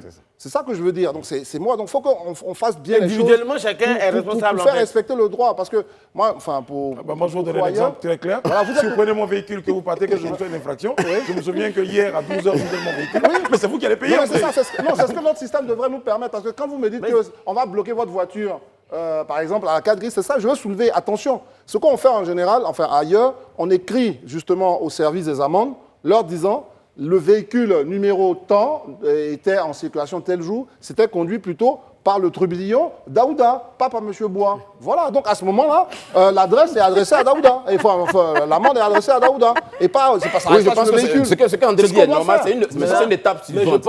C'est une étape suivante. Mais peut-être avant qu'on y arrive, déjà la première chose, on suppose que celui dont le nom et le numéro sur la carte grise est le propriétaire du véhicule. On suppose. C'est ce qu'on dit pour le moment. Ça, c'est la première étape. Maintenant, comme moi, je sais que, par exemple, mon frère André Bois, c'est un féru de la vitesse, mais je ne lui donne pas la voiture quand on doit sortir. Je lui dis, mais mets-toi à côté, parce que je ne veux pas payer d'amende. Parce qu'en fait, au-delà de tout, je pense qu'il y a des gens qui ont vendu leur véhicule, qui n'ont jamais songé à faire la mutation. C'est ça. Des gens comme le vieux qui est à côté de moi, là. Parce qu'il a vendu un véhicule, justement, qui n'a pas eu de mutation. Donc, chers tous, chers Ivoiriens, si vous achetez un véhicule, dans les 2 jours qui suivent, allez faire vos mutations. Je suis étonné d'entendre le silence de Kevin Aubin. Je veux savoir s'il a une voiture, est-ce qu'il commet des infractions. Oui, j'ai une voiture, mais je ne commets aucune infraction. Ah bon? Après, je sais pas. Quelqu'un qui a fait un accident presque mortel? Des infrastructures. Mais c'est peut-être pas sa faute. Baisse des infractions enregistrées. Pour moi, c'est justement un bilan positif. Donc, je ne comprends pas trop le débat, mais je vous écoute gentiment. Non, il y a un débat parce que... Mais tu sais que ce que tu es en train de dire, là, la police de la sécurité routière a entendu que tu ne fais jamais d'infraction. Non, je ne commets pas d'infraction. J'espère qu'on ne verra pas ta photo sur les réseaux sociaux. Non, non, je dis j'espère, je n'ai pas dit que je veux. En fait, on en fait tous. Je ne sais pas si vous reconnaissez. Ah, tu en fais? Pardon? Tu en fais? Oui, Oui, tout le monde fait. Oui, j'avoue très honnêtement que je connais des amis qui en font. Et j'étais à côté quand ils en faisaient. Donc, du coup, il y a une forme de complicité. En fait, tu sais, il me rappelle ici, on a mené un gros débat. Un très grand débat sur la police. Tout le monde, tout à coup, soudain, brusquement, chacun se tenait la police. C'est des gens qui n'ont pas de pièces. Moi, j'ai mes pièces au complet, tout est tranquille. Mais je le dis clairement, je suis en règle, j'ai mes pièces, mon permis, mon triangle, mon inspecteur, tranquille. Ta boîte à pharmacie. Ma boîte à pharmacie. Aujourd'hui, je vais faire une promets déclaration de devant perte. tous les téléspectateurs. Franchement, On va ils n'ont pas de respecter Je devant tous les téléspectateurs. Allez, inspectez. Pour l'affront que Daouda nous a Ramène-le. fait sur ce plateau, je vais le poursuivre et je vous enverrai des photos. C'est-à-dire, ça va être le seul contrevenant qui sera balancé à l'antenne. Tout le monde verra sur Daouda. Je vous en fais la promesse. On marque une courte pause, on se retrouve. D'ailleurs, je vais à sa voiture. Nous sommes de retour sur le plateau du Grand Talk. Merci d'être en notre compagnie. Vous nous regardez sur le canal 206 du bouquet Canal+, c'est numéro 6 de la TNT. Vous avez choisi Live TV. Vous nous regardez sur nos pages des réseaux sociaux. Beaucoup de réactions. Hein. Bon, faites un tour sur nos pages des réseaux sociaux. Ah, Il y a des choses qui s'y il y a des passent, choses hein. qui s'y passent. Il paraît qu'il n'envoie même plus de notifications. À propos, ouais, c'est vrai qu'il y a longtemps que je Non, n'ai c'est pas- vrai, à Non, longtemps c'est pour qu'on ça ne que sait je pas. posais la question du droit. C'est-à-dire qu'à un moment, si on veut respecter les choses, parce qu'on flash un citoyen, il faut lui envoyer la notification, il faut que le système soit robuste pour que voilà, tout le monde soit au courant de ce qui se passe, quoi. Kevin Aubin, Les réseaux ouverts. dites-nous, qu'est-ce qui se passe sur les réseaux? De quoi nous parlez-vous ce soir? Dites-nous tout. J'ai 3 sujets différents. Très bien, ok. 3 sujets différents, une chronique assez garnie, on va dire. Donc, je commence. Je sais, je peux balancer. L'annonce au... On peut balancer Bon, encore. le YouTube Game français connaît un cataclysme médiatique depuis quelques jours. Pour cause, le 3e youtubeur le plus en vogue est empêtré dans une affaire judiciaire. Norman fait des vidéos, c'est le nom de sa chaîne ouais. YouTube. 12 millions d'abonnés sur YouTube, des vidéos qui génèrent individuellement des millions de vues. Et pour ceux qui ne le connaîtraient pas, Norman, c'est ça. Alors je sais pas si c'est l'effet mariage ou quoi, mais les gens étaient très détentes. Hein. Il y avait un mec qui faisait des sudoku, un autre qui jouait à la Switch. En fait, le respect est monté au ciel et n'a pas été ressuscité. Je trouve qu'une messe, physiquement, hein, ça se résume surtout à des... Vous pouvez vous lever, vous pouvez vous asseoir, vous pouvez vous lever, vous pouvez... J'ai rien dit. À la fin, t'as juste l'impression de faire une séance de squat. Vous levez, vous asseoir. Vous levez plus que 12, vous asseoir. Bon, la vidéo est drôle, la situation non. 6 jeunes femmes mettent en cause le youtubeur, 5 d'entre elles l'accusent de viol. Les faits remontraient quand elles étaient encore mineures. D'ailleurs, Norman est aussi épinglé pour corruption de mineurs. Il aurait usé de sa notoriété et du fanatisme que lui vouaient les jeunes filles pour leur demander des photos à caractère sexuel ou coucher avec elles, tout simplement. Norman a été placé en garde à vue avant-hier, une garde à vue qui a duré 24 heures, puisque l'homme de 35 ans a été relaxé hier soir. Pour l'heure, aucune charge est retenue contre lui. L'enquête est toujours en cours. En revanche, les répercussions sur sa carrière, alors qu'il n'est même pas encore condamné, pointent leur nez. Il y a une société en France qui s'appelle Webedia, qui est un peu la fêtière des influenceurs. Cette société est chargée de trouver des contrats publicitaires pour les influenceurs, pour les gros youtubeurs notamment. Et elle a annoncé suspendre sa collaboration avec Norman définitivement, alors qu'il n'est même pas encore condamné. Comme quoi, la justice médiatique prend toujours le pas sur la justice judiciaire. Voilà. Très bien. Deuxième sujet. C'est parti. Donc, on revient en Côte d'Ivoire avec non pas un youtubeur, mais un web comédien dont la carrière fait florès depuis quelques mois. On regarde. La mort du VDG matérialise tout simplement ces personnes qui tuent leur passion juste parce qu'ils sont bornés à suivre la logique populaire. Ces personnes qui refusent de suivre ce qu'ils veulent réellement faire juste parce qu'on leur dit de faire telle chose ou une autre. Et la mort du personnage principal. Son suicide, vous voulez dire, il caractérise le fait que de ne pas suivre sa passion, c'est comme si tu te mettais une balle à toi-même. Parce que personne d'autre que toi-même peut accepter de suivre la voie que tu veux mener. Donc, des capsules vidéo aux salles de cinéma, il n'y a qu'un pas, et c'est ce que nous a prouvé Paul Yvétien. L'influenceur, le vidéaste, aux 74 000 abonnés, a décroché le prix de la meilleure fiction au Nice à 2022, justement la cérémonie qui récompense les acteurs du cinéma qui s'est tenue hier au Sofitel. Paul Yvétien est l'instigateur d'un court-métrage qui s'intitule Réseau social. C'est assez rare pour être signalé que de voir comme ça un jeune qui fait des vidéos sur Internet dévancer des professionnels du métier et puis glaner un prix face à ces professionnels-là, c'est un gros exploit. Donc bravo à lui. Troisième et dernier point. José. Comme si c'est un étonnement. Donc, la première dame de Côte d'Ivoire a reçu la chanteuse José dans ses locaux. Une visite relayée par Madame Dominique Ouattara elle-même sur sa page Facebook. On peut voir sur les clichés José accompagné de Sérédier. Évidemment que les mauvaises langues s'en sont données à cœur joie. Brice, tu fais quoi là-bas? Je cherchais José sur la photo. Elle est à droite en veste rouge. Ah, d'accord. Oui. Certains commentaires désobligeants, les Daoudala, disaient « Mais pourquoi la première dame reçoit ce couple? C'est pas bien, c'est pas le bon exemple. » Déjà, il faut signaler en fait qu'elle n'a pas reçu un couple, elle a reçu un producteur. C'est clair. Et son artiste, voilà, c'était pas une cérémonie de dot, c'était un entretien entre la première dame avec un producteur et une Mais artiste. soit dit en passant, même si elle recevait un couple, où était le mal? Non, mais une vraie punchline. Mais enfin, Ouais, il ne faudrait pas tout mélanger, quoi. pas tout Donc, mélanger. José, dont le concert se tiendra le 17 décembre prochain dans la mythique salle du Palais de la Culture, non, du Palais des Congrès de l'Hôtel Ivoire. Le Palais de la Culture, c'était en 2020. Une mythique salle pour une mythique chanteuse. Voilà.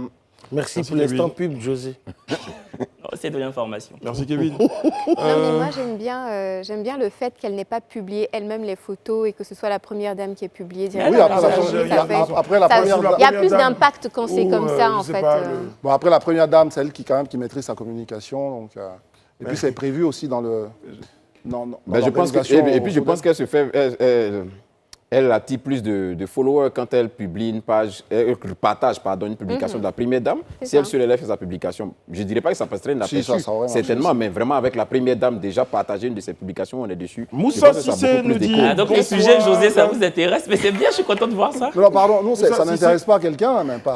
Moussa Cissé, Non, c'est plus le volet communication. Moussa Cissé, oui. Il dit quoi? Il dit quoi? Merci. Moussa Cissé vous dit coucou à toutes et à tous, pour changer de sujet, vous avez remarqué. Il y a aussi Vali Goumogo qui nous dit une superbe équipe, un esprit de vrai chroniqueur. Je ne sais pas pourquoi il n'y a pas toujours d'audience là où les gens devraient être, c'est-à-dire ici. Ils s'en vont ailleurs, on se demande bien pourquoi. Qu'est-ce qui... Mais qui livre dirait quelqu'un. Bon allez les amis, on évoque la question du... On évoque quoi? On évoque la question de l'élection municipale. À un moment donné, j'ai l'impression que la voix dans ma tête se dit, le gars, après, on en parlera tout à l'heure. Le parti au pouvoir boucle sa liste dans le Grand Abidjan, les amis. Oui, l'élection municipale, c'est en 2023. On est à presque, enfin un peu plus, à moins d'un an de cette élection. Mais déjà, les états-majors se préparent et le parti au pouvoir est depuis quelques semaines, est le premier à dégainer. Ça a été d'abord Big Togo, Yopougon, ensuite à Cocody avec un candidat aussi important, Eric Tabar. Et puis là, ce matin, nos confrères de Jeune Afrique ont fait fuiter une information d'une réunion qui aurait donc, ou une réunion qui a choisi, si on doit dire des choses comme ça, Fabrice Awonian comme le candidat du plateau. Je rappelle justement pour ceux qui ne le sauraient pas, que c'est le président directeur général de cette chaîne. Cette précision étant faite, il faut juste rappeler... Ça confirme la photo et ça confirme mon coup de cœur. Non, mais déontologiquement, on le rappelle, mais avant tout, c'est un événement politique. Il est candidat, comme tous les politiques. On a parlé de Big Togo, on parle de lui, et puis voilà. Mais je pense que c'est ce parti-là en train de se préparer. C'est de bonne guerre. Les autres aussi se réservent aussi pour partir à la conquête. Mais je pense qu'après ce qui s'était passé, c'est un Fabrice Awonian extrêmement préparé, qui n'est plus novice, qui arrive parce qu'il va attaquer différemment le terrain. Je pense que le RHDP, c'est mon point de vue, a bien fait de le remettre dans les starting blocks, parce que voilà, je pense qu'il a un peu plus d'expérience politique et plus d'expérience de gestion. Parce que je vous rappelle que quand il était candidat en 2018, il n'y avait pas Live TV, il n'y avait pas Biblia, il avait pas Live. Il a fait beaucoup de choses. C'est une somme d'expérience qui va sans doute mettre au profit donc, de cette conquête de la mairie du plateau. Bah oui, quand on sait que l'un de ses leitmotifs, c'est basé sur l'exigence, la recherche et la quête perpétuelle. Et cette exigence-là vous emmène forcément à apprendre de vos erreurs et à surtout vous fortifier face à tout ce que vous avez pu connaître. Et donc, bon, je le répète. Oui, c'est comme on parlait d'Oufoué tout à l'heure. En fait, Oufoué est surnommé en fait, le bélier. Et la stratégie politique du bélier, c'est de reculer pour pouvoir mieux attaquer par Isabelle. Donc du coup, je pense que ça va être peut-être l'une des stratégies phares de Fabrice Awonian. Donc, votre sacrée phrase, sacrée Isabelle. Sacrée Isabelle. On a une minute pour... Élisée, allez-y. Oui, moi je regarde la liste de la dizaine de candidats que le RHDP lance en course sur la dizaine de communes à Abidjan. Et je me rends compte que pour moi, 5 communes, vraiment, il va falloir batailler. 5 communes qui doivent être des communes d'enjeu. Des communes où le RHDP n'aura pas en tout cas du repos. C'est par exemple le cas de Yopougon, c'est le cas de Cocody, C'est le cas de Makori, Port-Boué, Plateau. et puis un Degremont Plateau. Non, mais, Donc, non, mais c'est ça, non, mais évident, c'est- parce que, Voilà, enfin, donc- puisque Ce sont c'est les pas- communes. c'est des maires qui sont de l'opposition, donc forcément. Et puis ce sont les communes les plus sensibles où le RHDP a vraiment du mal C'est ça, à c'est ça. véritablement Intégrer, en fait. s'imprégner. Donc les candidats sont déjà Exactement, dévoilés c'est ça. d'ores et déjà à 1 an des élections. Donc tout est mis en place. Isabelle. Non, non, non, non. Ah, ben d'accord. Bon, il y a le JT Sharon Camara et on se retrouve juste derrière en compagnie de notre invité ce soir. Nous serons en compagnie de M. Geoffroy Andry, le secrétaire exécutif de Réflexion Stratégique. Avec lui sera question de comment rendre viable la pratique agricole face aux problèmes du monde moderne. Restez bien connectés. Je vais encore voir la voiture de Daouda et je reviens. Nous sommes de retour sur le plateau du Grand Talk et bien sûr, nous voyons une grande conversation avec ma très chère Isabelle Vovor. Isabelle, ça se passe bien? Super. Très bien, très bien. Je suis content de vous avoir à nos côtés. Ça va Isabelle, votre week-end a été bien? Génial. Si Thierry pouvait passer la chanson. Diane, le Ah non, non, non, non, non, non, Tu non, sais non. quoi, le bachelor, c'est pas que sur la chaîne concurrente. Franchement. Je pense que même sur ce plateau. Ça n'a rien à voir, monsieur En Kevin. fait, je sens que Rihanna n'est pas là, il jette son dévolu sur Vovo. Oh là là. Bon, c'est dit Non, et mais on passe à autre chose. Daouda, va rester. je promets. Merci Thierry. Mais attends, lui, il a Ah, fait non, son non, disque non, aujourd'hui non. à la région. Quoi. Toutes les musiques qu'on met, il commence à danser. Non, mais ça Merci, Thierry. J'avais Ah, mais promis de c'est faire des pas photos cool de du votre tout. véhicule, mais mieux, si vous voyez que votre véhicule a des pneus à plat, c'est moi. Geoffroy Andry, bonsoir, comment allez-vous? Bonsoir Brice, Vous êtes secrétaire exécutif du Centre de réflexion stratégique. effectivement. Merci d'être sur notre plateau. Merci à vous. La question, la toute première que certains téléspectateurs se poseraient pour ceux qui n'ont pas l'information comme moi de ce que c'est qu'un centre de réflexion stratégique. C'est quoi un centre de réflexion stratégique, Geoffroy? Tout simplement, le Centre de réflexion stratégique, c'est un think tank. Très bien, je m'appelle très C'est un cercle de réflexion Très bien. que nous avons constitué pour pouvoir promouvoir des idées qui vont impacter les populations ivoiriennes et africaines. J'ai une question insidieuse, hein, normale comme ça. Il y en a beaucoup de centres de réflexion. Est-ce que vous avez le sentiment d'être écouté? Vous avez juste envie de vous parler entre vous? Nous sommes à nos débuts D'accord. et le Centre de réflexion stratégique lance son premier forum à partir du 19 décembre au Radisson Blu. Après cela, on pourra savoir si on a été écouté ou pas.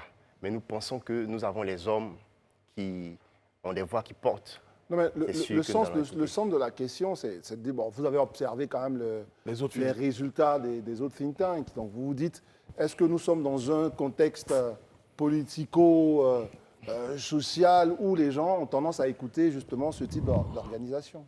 Bien sûr. Aujourd'hui, nous faisons face à une nouvelle classe politique. Une classe qui écoute aussi la jeunesse, mais aussi qui écoute des idées qui viennent, pas nécessairement des gens du parti, mais aussi des indépendants. Et nous, notre think tank est indépendant. On essaie aussi d'apporter notre pierre à l'édifice. Aujourd'hui, tout le monde, tout Africain, veut voir l'Afrique développer. Tout le monde veut voir la Côte d'Ivoire développer. Mais comment ça se fait? Quand on n'est pas au pouvoir, on peut apporter des idées, Et ça on peut commence essayer par la d'orienter. réflexion. Et tout Bah, du commence coup, moi, là. j'ai une question. L'auditoire convoité, c'est quoi? C'est les hommes politiques, c'est ça? Des organismes de développement, des politiciens. Et chaque année, on va sur des thématiques précises. Pour cette année, on va sur l'agriculture. Donc, c'est tout le monde, l'écosystème même agricole qui est convié à participer à Ça cette vous avoir réflexion. participé à une de vos manifestations et Ouais, même bien l'avoir sûr. présentée, pour être honnête, parce que je sais que Daouda fera l'effort d'aller chercher la VAR. J'y ai vu justement des hommes politiques, j'ai vu des personnes de la société civile. En tout cas, c'était un univers assez cosmopolite, je m'apprête à le dire. Merci tous les deux. Pour dire qu'à un moment donné, on a aussi besoin qu'il y ait de la crédibilité. Effectivement. Et à la plateforme où vous avez brillamment présenté. Excusez-moi, je vais mettre ça comme ça. Merci, vous pouvez continuer. Et là, c'était un peu différent, c'était un cadre assez différent. Là, on partait sur du renforcement de capacité. Au départ, nous étions sur une question assez large. On s'attaquait aux PME. Et c'était, si je ne me trompe pas, des stratégies pour l'amélioration de la performance des PME. Et on a convié tous les membres de cet écosystème-là, des PME, des cabinets de formation et tout ça. Et on a essayé de former certaines entreprises qui vont demain pouvoir devenir des championnes. Vous connaissez l'opération Vidons nos tiroirs. Vous savez, ça, c'est le ministère de... Tiroir vide. Opération tiroir vide. Mais moi, je dis opération Vidons nos tiroirs parce que je peux vous garantir que dans les tiroirs de la République, il y a beaucoup de résolutions, de réflexions, de ministères. Vous savez, on paye beaucoup d'argent pour aller réfléchir à Yamoussoukro ou à Assini ou je ne sais où. Et tout ça... Je pense que c'est un autre dossier venant de vous qui va s'empiler sur ces dossiers qui sont dans ces tiroirs. Qu'est-ce qui fait la réflexion? Qu'est-ce qui fait la différence de vos réflexions? Est-ce que ça va vraiment être mis en pratique, ça va intéresser ou bien ça va finir avec tout un tas de poussière dessus? Je ne sais pas trop. Non, je ne pense pas. Nous, en créant le centre de réflexion stratégique, nous faisons un pas. Mais on ne va pas s'arrêter là. Le centre de réflexion stratégique, comme vous l'entendez, c'est un cadre de réflexion. Mais après le cadre de réflexion, on prévoit un cadre de promotion et un cadre d'action. On ne va pas forcément attendre que l'État vienne mettre en œuvre les idées que nous allons apporter. Mais on pense qu'à notre niveau aussi, nous pouvons mettre en pratique ces idées-là dans notre écosystème pour pouvoir déjà impacter notre entourage, impacter notre environnement, impacter les populations qui sont proches de nous. Et tout ça juste au nom de l'amour de la patrie, c'est ça? Je pense que le développement concerne tout le monde. Très bien. Et aujourd'hui, il y a des organismes qui existent. Il y a l'ONUDI, il y a le PNUD, il y a tout ça. Et ceux qui y travaillent, ils perçoivent quelque chose, mais ils sont, dans un premier temps, passionnés. Très bien. Donc, en fait, pour être moins dur par rapport à la question de ma question était dure? Non, c'est du bénévolat. Je veux comprendre. On est d'accord. Effectivement, c'est du bénévolat. Donc, c'est l'amour de la patrie. Bah voilà. Pardon, Élisée Daouda, j'ai une question. Tout à l'heure, Kevin demandait à qui était destinée cette réflexion. Mais moi, ma question, c'est qui réfléchit? Chaque année, il y aura des personnalités différentes. Cette année, nous avons des personnes qui viennent de la France, de la sous-région. On a le professeur Christian Gambotti qui est convié. J'avais oublié même de vous dire, dans un premier temps, le think tank que nous essayons de mettre en place est présidé par le professeur Justin Kofi Ngoran qui m'a précédé sur ce plateau-là. Et il est accompagné aussi dans sa tâche par le directeur général de la BFVM, le docteur Edo Kossi Amenobé. Ouais. Donc avec eux, on a réfléchi, on a mis les TDR en place. Cette année, on convie M. Chalké, je ne sais pas si vous connaissez, qui est un financier. Ouais. Il y aura aussi le ministre Aruna Kaboré, qui était un ministre au Burkina Faso dernièrement. À côté de cela, il y aura M. Georges Kofi Bolamo, qui est directeur adjoint des cabinets aussi à la primature. Donc, il y aura assez de personnes. Et ce n'est pas une question de parti ou d'appartenance à quelque chose et tout ça. Ce sont des gens qui viennent de divers horizons. Vous avez vu le professeur qui est RHDP. Nous ne sommes pas aussi forcément RHDP, mais ensemble... Vous êtes, non, moi je suis indépendant. Je ne dis pas forcément. Voilà. Mais nous sommes indépendants. Au niveau libéral. Mais il a surtout envie de dire que ce n'était pas, non, parce que ce qui est important dans le film. Votre think tank est libéral. Bien sûr, nous sommes indépendants. Voilà, c'est différent. Voilà, nous sommes indépendants. Vous venez là de déjouer un grand piège que vous tendez, M. Daouda. Bon, on sait généralement que l'objectif des centres de réflexion, les think tanks, comme vous le mentionnez si bien, de nourrir le débat public sur plusieurs thématiques. Mais spécifiquement, par rapport au forum que vous voulez organiser prochainement, c'est de revenir sur comment rendre viable la pratique agricole. C'est ce que je lis ici face aux problèmes du monde, ce que je sais d'ailleurs. Pourquoi le choix de cette thématique? Est-ce que vous pensez aujourd'hui que c'est un enjeu important dans le contexte actuel? Effectivement, je vais revenir sur la thématique. C'est quelle stratégie pour la résilience agricole des pays africains face au bouleversement de l'ordre économique mondial? Merci. Alors, pourquoi cette thématique-là? Déjà, nous faisons face à un changement climatique qui a vraiment impacté le coût de certaines denrées. On voit qu'il y a la pluie à Abidjan, il n'y a pas forcément la pluie dans les zones de production, tout ça. Il n'y a plus abondance de biens sur le marché. Donc, la question qui se pose, c'est quoi? Est-ce que les pays africains sont encore en capacité de nourrir leur population. Et encore, pour aller loin, est-ce que nous réussissons à créer des richesses dans notre écosystème, disons l'écosystème agricole qui est en place actuellement? Donc, pour cette année, on va voir comment allier sécurité alimentaire et création de richesses dans les chaînes de valeur agricoles. Je peux vous conseiller, par exemple, d'inviter les membres du gouvernement ou... Tout le monde est invité. Tout le monde est invité parce que je rentre d'une pose de première pierre, d'une pose de première pierre à Adzopé, où justement le gouvernement ivoirien, Yakassé Atobrou, particulièrement, merci André, à Yakassé Atobrou, le Premier ministre a inauguré, avec le ministre du Commerce, en tout cas a fait la pose de la première pierre de 40 marchés. Ouais. Il y a un programme de construction de 40 marchés de proximité. Ouais, 40 marchés de proximité, initié donc par et dans le cadre du PS Gouv. Et donc je pense que ce serait également important d'intégrer ça dans votre think tank, oui, vu que la réflexion est ouverte. Kevin peut peut-être intervenir. Allez-y. Non, moi j'avais une question. Il faut que je place quelque chose. Ouais. Non, moi j'avais une question. Vu que l'agriculture, on le sait, est totalement liée à la question environnementale, aujourd'hui on vit totalement une catastrophe écologique. Pourquoi vous, en tant que jeune, vous ne prenez pas le taureau par les cornes? Et puis pourquoi vous ne je ne vous dis pas de faire votre Greta Thunberg, mais pourquoi vous ne militez pas foncièrement et fortement contre justement... les effets du changement climatique? Non, pas les effets, mais l'inaction des politiques vis-à-vis de la situation climatique, quoi. Déjà, dans notre think tank, je pense qu'on va aborder la question. On a même mis un... C'était vraiment prévu? Oui, c'est prévu. Si vous avez les TDR, vous verrez. On parle de changement climatique. Là, on a dit la réponse d'une Afrique innovante. Et là, on a convié le docteur Felicia Johnson, qui vient de recevoir le grand prix de l'ASCAD, qui viendra pour apporter des réponses concrètes, voilà, à ces questions de changement climatique et tout ça. Il ne faut pas militer pour militer, mais il faut savoir comment militer. Et il faut savoir poser des actions. Voilà. Donc, comme j'ai dit tantôt, on mène la réflexion. Et après, nous allons avoir une action qui est vraiment calibrée. Élisée? OK. Les questions relatives à la résilience agricole, à la création des richesses dans les chaînes de valeur et autres sont aujourd'hui des thématiques pour moi cruciaux au regard du contexte actuel dans lequel nous sommes. Crucial. C'est vrai que... Crucial. Ah, crucial, ok, d'accord. Merci beaucoup. Excusez. Ça arrive, tout le monde ça arrive tous les jours, donc nous avons lui pardonne ça. Balle perdue. Non. Lui, il a envoyé sa balle, tu as envoyé ta balle. On connaît ta maîtrise du français. Ça aurait été Daouda, on aurait dit encore.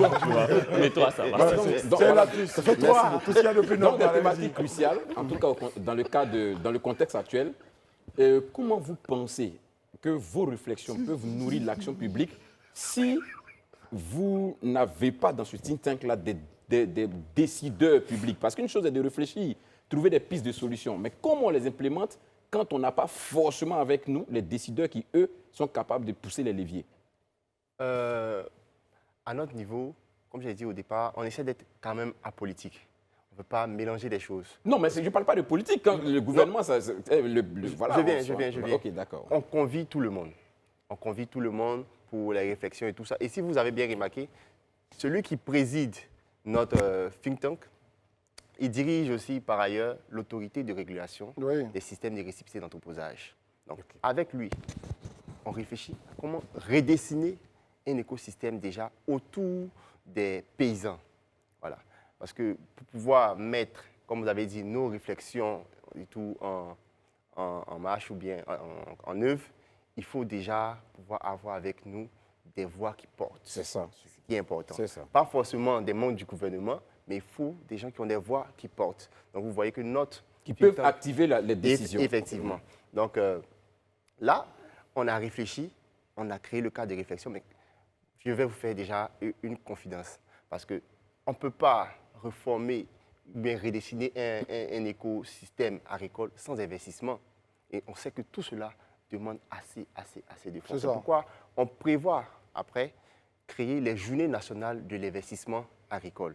Okay. On parle d'investissement dans les PME, dans tous les secteurs et tout, mais on oublie aussi nos braves paysans. Ça reste un maillon très faible, en tout cas l'investissement du secteur agricole. Besoin d'être soutenu. Okay. Et là, pour cette année, on va, pour la première édition qui va venir, on va démarrer sur les systèmes d'entreposage. Okay. Parce qu'on a on a suivi le ministre Adjoumani qui disait que 30% de nos productions n'arrivent même pas sur le marché. C'est ça. Voilà, faute de conservation. C'est ça. Donc, il faut attaquer la question avant de produire plus. Il faut déjà pouvoir stocker ce qu'on produit. Il faut pouvoir aussi transformer à petite échelle, créer des petits écosystèmes qui vont aussi créer le développement local. Pardonnez-moi, je vous entends très bien. Vous savez, vous pensez qu'on est peut-être en train de vous acculer un peu, mais non, là, ce qu'on veut dire simplement, le temps de la réflexion à un moment est un peu trop long. Et puisque, franchement, écoutez, ça fait longtemps qu'on sait qu'on a des tonnes de mangues qui pourrissent à l'intérieur du pays. On a des tonnes de tomates. De tomates, des fruits, parce que, justement, sauf que la couche de la réflexion est une autre couche sur une autre couche, alors qu'on connaît tous le problème depuis des années. Pourquoi, la question maintenant, quelle est la difficulté pour passer tout de suite à l'action, pour réduire le temps de réflexion, le temps de maturation de ces idées? Je pense que pour passer à l'action, ça ne dépend pas forcément de nous, ça dépend des politiques. Nous, on essaie par un lobbying d'influencer ces politiques-là, mais on ne peut pas leur forcer la main aussi. C'est pourquoi j'ai dit, à notre niveau, on prépare notre action. Parce que 30% de pertes post-récolte, on estime que c'est vraiment beaucoup. Et comment pallier à ces choses-là? Nous, on pense que cela passe par un investissement. L'investissement ne va pas forcément venir de l'État, mais nous convions aussi tous les acteurs privés à vraiment s'intéresser à la question. Parce que l'État ne sera pas forcément à mesure de mettre tout en place, mais nous aussi, à notre niveau, il faut qu'on puisse aussi s'intéresser à cela. Pourquoi il n'y a pas forcément des grandes entreprises ivoiriennes qui viennent créer des entrepôts? Pourquoi les gens ne sont pas forcément intéressés par ces choses-là? Je pense que ça concerne tout le monde. Aujourd'hui, on parle des Chinois qui doivent venir ici, qui demandent des garanties souveraines et tout ça. Mais pourquoi pas nous? Pourquoi on ne s'intéresse pas aussi à ces thématiques-là? Élisée, dernière question. D'accord, ok. On sait aujourd'hui que l'un des talons d'Achille, je pense, de notre développement, c'est l'investissement dans le secteur agricole. Aujourd'hui, en dépit de tous les programmes qui sont mis en place, ce maillon-là continue de rester assez faible. Il n'y a pas suffisamment d'investissement dans le secteur agricole. Les banques ne font pas confiance au secteur agricole pour pouvoir financer le secteur agricole. Et là, on est informé que très bientôt, il y aura probablement le lancement d'une bourse agricole entre l'État de Côte d'Ivoire et la BRVM. Est-ce que vous pensez que c'est pertinent déjà de lancer une bourse agricole quand déjà même, pour avoir le financement pour le secteur agricole, ça reste pratiquement, je dirais, le parcours du combattant? Mais bien sûr, la bourse des matières premières agricoles est vraiment pertinente parce qu'elle va résoudre bien des problèmes qui vraiment fatiguent nos braves paysans. Avant d'arriver sur le marché, vous allez voir que dans la ligne, il y a des pisteurs qui rentrent en ligne de compte. Il y a des démarcheurs, beaucoup d'intermédiaires. Et là, avec le système de récité d'entreposage et la bourse des matières premières agricoles, il va falloir juste apporter ces productions dans un entrepôt qui est agréé par l'ARE. Et à partir de là, tu as le SRE qui t'est délivré et tes produits qui sont vendus directement sur le marché international. Vous voyez un peu? Donc, quelque part, ça va déjà augmenter la part des producteurs, ça va faciliter aussi, mais derrière, créer aussi des emplois parce qu'avec la logistique... Mais, pardonnez-moi, Brice, mais dit comme ça paraît simple. Mais vous savez bien qu'il y a la question, parce que quand on commence à aller en bourse, il y a la question de la spéculation. Comment on va mettre à l'abri nos braves paysans de tout cet écosystème qui sera un peu étranger à l'abri eux. des verrues. Donc attention, quelle est la réflexion aujourd'hui que vous êtes en train de pousser justement pour les prémunir de tout ça?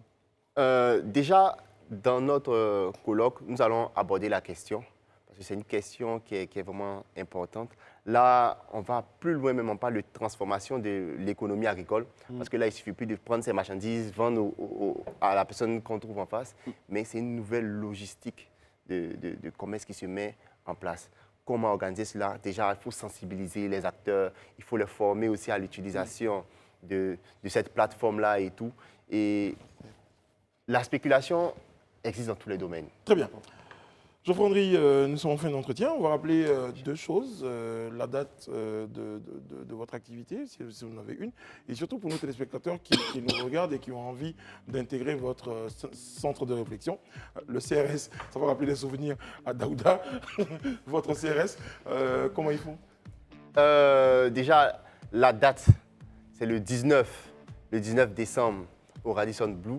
Très bien. Et pour tous ceux qui veulent participer à cet événement-là, ils peuvent nous nous suivre déjà sur nos différents réseaux sociaux, Centre de réflexion stratégique, sur Facebook et tout.